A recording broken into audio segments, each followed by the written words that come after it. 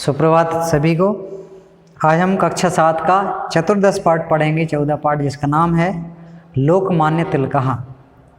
मतलब लोकमान्य तिलक के बारे में आज हम ये पूरा पाठ है इसको पढ़ेंगे। आइए इस पाठ को पढ़ते हैं। लोकमान्य बाल गंगाधर तिलकः महान देशभक्ता आसीत्। लोकमान्य बाल गंगाधर तिलक एक महान देशभक्त थे।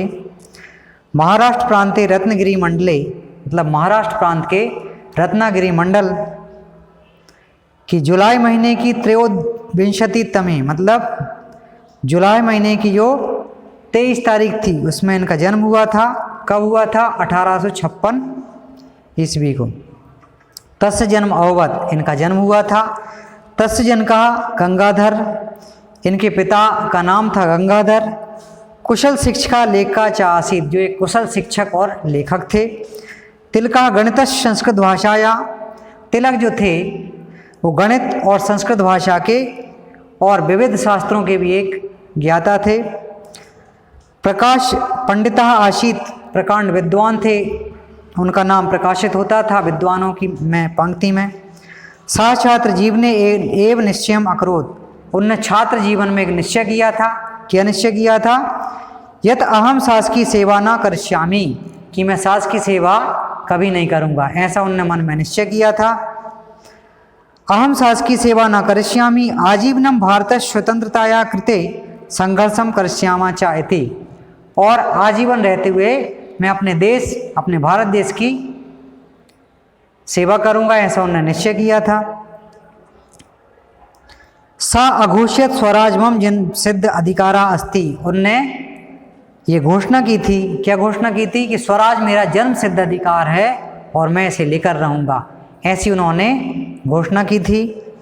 तिलका राष्ट्र सेवाया कृते संलग्ना अभवत्, तिलक राष्ट्र की सेवा में संलग्न रहे, तत्पर रहे सदैव भारत की स्वतंत्रता दिलाने में।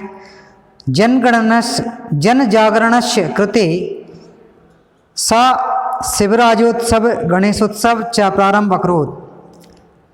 बाल गंगाधर तिलक जो थे वो राष्ट्र की सेवा में हमेशा संलग्न रहे और उन्होंने जन जागरण के लिए, लोगों को जगाने के लिए शिवराज उत्सव और गणेश उत्सव का प्रारंभ करवाया। साकरे केसरी मराठेति समाचार पत्रेव संपादनम चक्रोत, उन्होंने केसरी मठ और केसी और मराठाओं के हित के लिए एक समाचार पत्र का संपादन किया। तिलक महोदय प्रभावेण देशे, तिलक महोदय का ऐसा प्रभाव था, देश पर ऐसा प्रभाव पड़ा कि स्वतंत्रताया नव चेतना सज्जाता, हमारे देश के लोगों में स्वतंत्रता का नव संचार उत्पन्न कर दिया उनने हर एक व्यक्ति के मन में। सा लोकमान्य इति उपाधिना, और ऐसे प्रसिद्ध व्यक्ति के लिए देश ने लोकमान्य की उपाधि प्रदान की। तस्य प्रभावम् अश्महमाना आंग्ला तस्योपरि राजद्रोहस्य मिथ्याभियोग न्यायालये प्रस्तुतवन्तः, परंतु अंग्रेजी सरकार ने इन पर एक महाभियोग लगा दिया और इन पर राजद्रोह का मुकदमा चलाकर इनको जेल में डाल देते हैं।